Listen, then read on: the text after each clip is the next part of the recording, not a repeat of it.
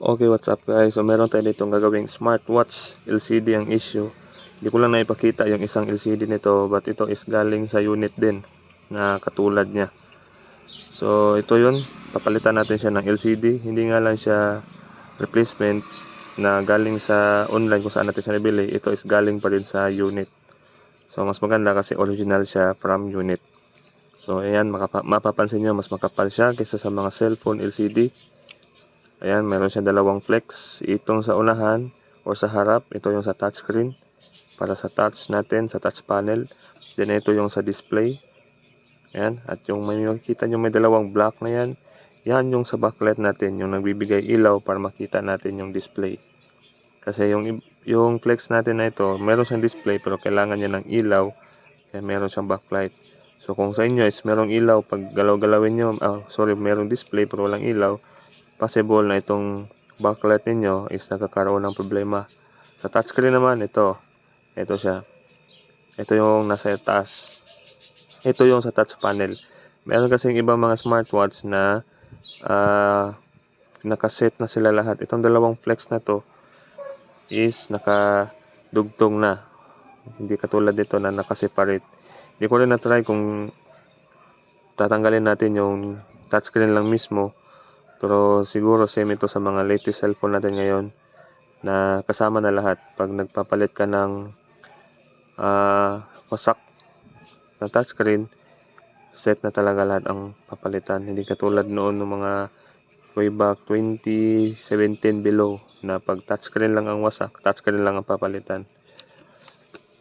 Yan, so okay, i-install muna natin. Pero try muna natin siyang pandalin. Kasi ganito na to yung dinala ni customer.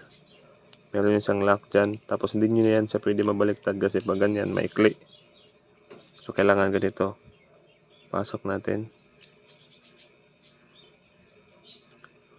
Okay. From unit kasi to. So I think sakto. Ayan, sakto siya.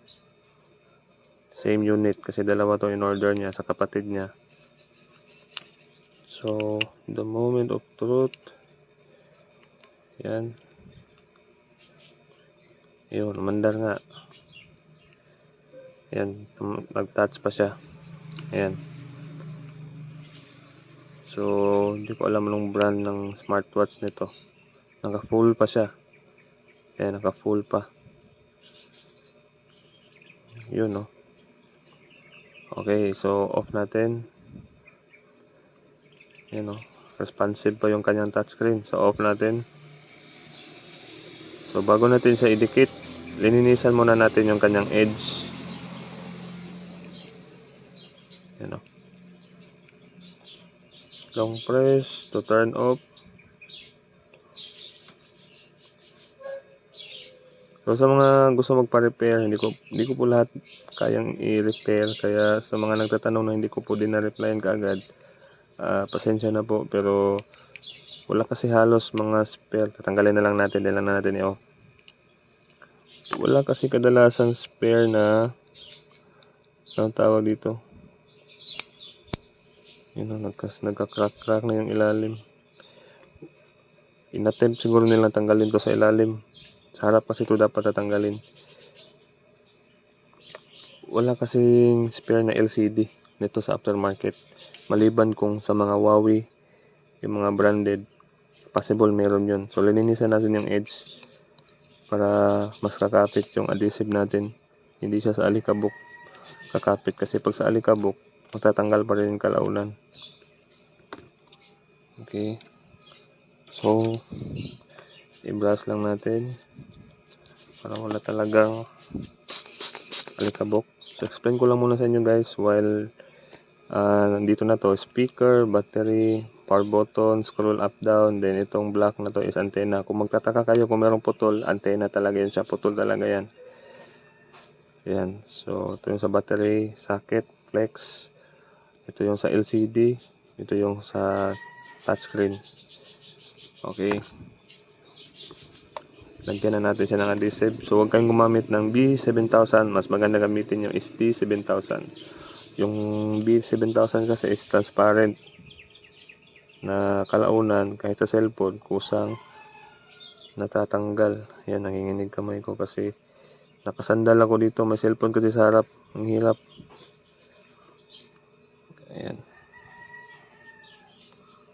Okay. Kailangan walang puwang sa adhesive or walang nilaktawan. Pag may nakita kayong walang adhesive, lagyan na lang konti. Konti lang din natin ang ilalagay. Pero mas maganda, lagyan natin din konti dito sa LCD. Di bali na kung madumi siya pagkatapos. Hayaan nyo lang after 2 hours, linisan nyo na lang gamit yung inyong kuko.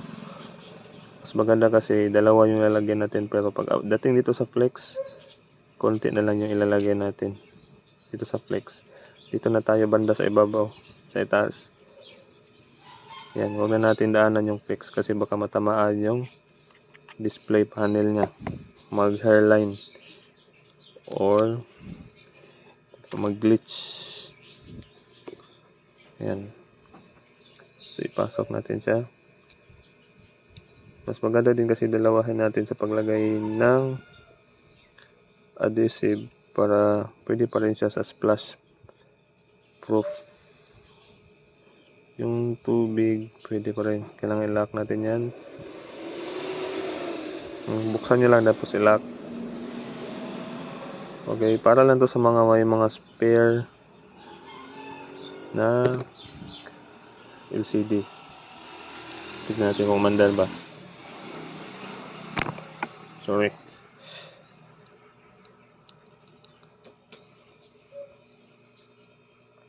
Ulitin natin kasi nag-off siya.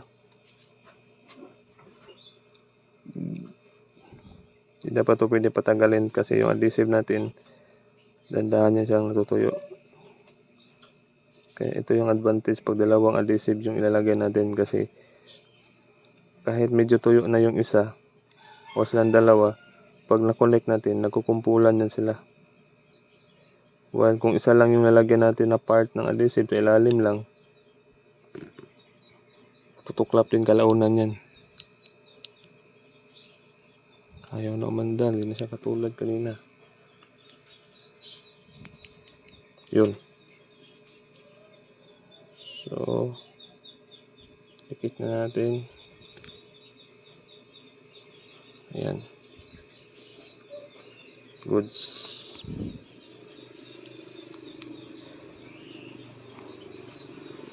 So, ayan. Tapos, ipipress ko siya. After 30 minutes, lilinisan natin. And then, ipipress ulit natin for 30 minutes. And then, yun. Kung wala kayo pang press, pwede nyo siyang talian ng rubber band or scotch tape. And then, antayin nyo siyang matuyo. And then, kuskusin nyo lang yung gilid para ready to use na siya. So, ganun lang po. And thanks for watching.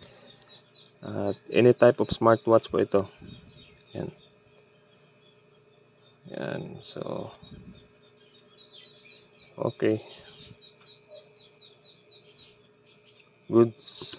Ipapress na lang natin.